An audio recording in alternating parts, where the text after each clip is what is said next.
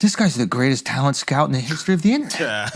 Like, I will send these random things to you. Right. And I'm wondering if you are aware of your genius zone. It occurs to me that I'm utilizing a lot of talent from time to time that probably other people wouldn't have necessarily noticed or thought of. But do you go, all right, I'm good at recognizing talent?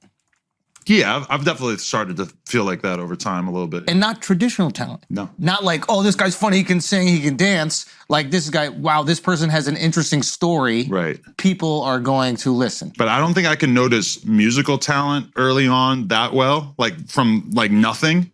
But I definitely think I can notice like on-air broadcasting talent. Okay, so you're better with the podcasting than with the music. Definitely. Even though it started with the music. Yeah, but I feel like I can't see an artist from nothing. I have to see some level of development before I could start to have faith in them. Whereas as a person, I feel like I could kind of like sign a homeless person to do a podcast. I believe this. Yeah. 100%. Right. What is it? It's just charm, charisma. I don't know. It's hard to put your finger on who's interesting. I feel like who can have a real debate or a conversation on camera without. I think one of the biggest things is, can you discuss and debate ideas without it getting too serious to the point where your feelings get hurt? Yeah. You know? But and then like some of those episodes are the best. Like seeing Sharp spaz yeah, okay. is incredibly entertaining too. Yeah, but that's still like a debate, you know? It's still a conversation. Like the one biggest thing that I've noticed with people I've tried to put on camera is that when their feelings get hurt and they get sulky, Nobody likes it. nobody likes that. If they're passionate about debate, then it's okay. Even anger is fine. Yeah.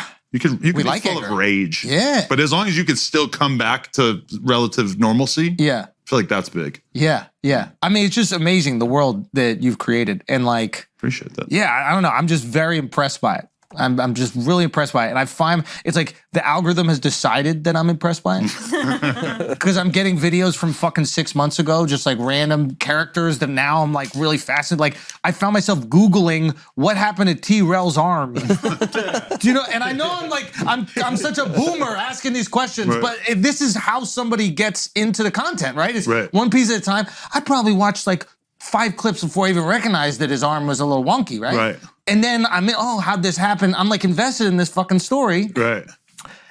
It's just like, Motorcycle accident. Spoiler. Oh, yeah, yeah. saved you a Google on that. Yeah. I should have just went right to the source. Sometimes I go right to the source. I'm like, what happened the next one? You know.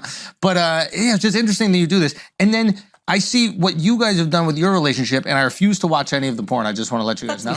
I won't watch it. But you do can. watch the podcast. You I watch the podcast. Their podcast together. With violence. And you stop it before the fucking? I don't. I watch the Instagram clips. Okay. I watch just the Instagram clips, but I don't watch it because if we're gonna hang out, I don't want to imagine it. I don't want to see you guys. A lot of my friends say that, and it's I don't weird wanna to me. imagine it. I would Why is it weird to gladly you? 'Cause watch we're their squares. girlfriends fuck. But would you want to watch them fuck and then come into Yes. your office? You want to I don't care. I'd love to see a stroke.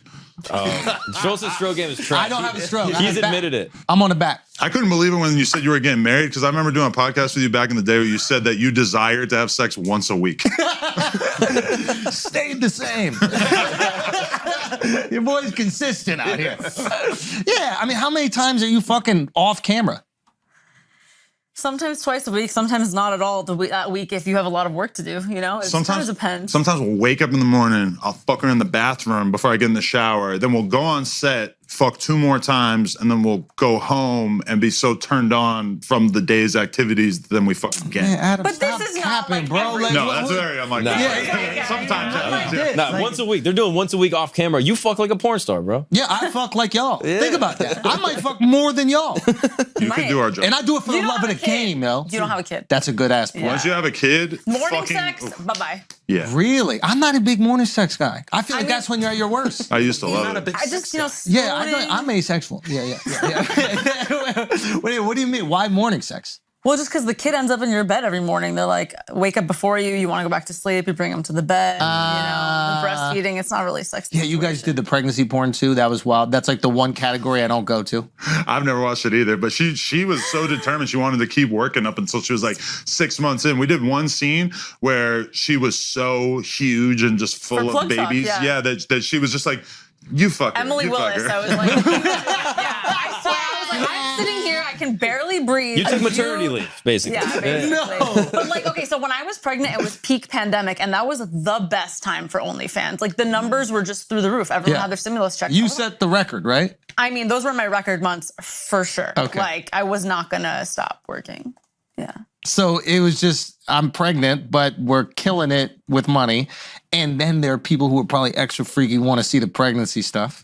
People Can you feel the baby kick? Is that weird? Like you got your hand on it and it's like Bro. giving you a pound? I'm just You saying, asked me what I wouldn't want to talk about. And I had nothing to say, but this is it. what am I Here's saying? my line. I'm just saying, Yeah. you know, what do people don't think about You that can't stuff? I ask don't that. watch You it. can't What do ask the that, comments dude. say? You cannot ask Okay, that. I'm not But asking you can ask it. Adam. Did you feel it? Soccer kick to the head. I don't remember. The truth is, I really don't remember. Do you guys think you've completely revolutionized how people see porn No. in terms of stigma?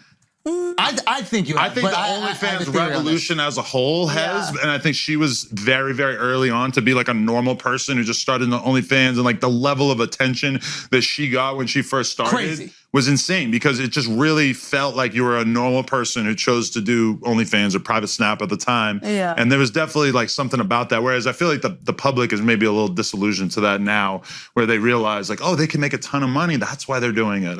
Yeah, I think maybe it's like the number hits and then American greed, like it's like baked into our DNA. We start saying, "Oh, that's a reasonable way to make money." Like, Yeah, everything. yeah. like we're totally fine. Like with a pharmaceutical company, we're totally fine with. I'm sure you guys have gone through these like moral gymnastics where you're like, "Oh, there are things that should be scrutinized, but they're not," and this thing is Yeah. very heavily scrutinized. Well, a lot of OnlyFans girls get to like, you know, 20K a month or something, and they're like, oh, I've made it. I'm done. We're the greedy ones who are actually like, no, how are we going to take this to the next level and really make a real fucking business out of it? And then that's like the mentality that led us to like, well, maybe we could do a podcast that's also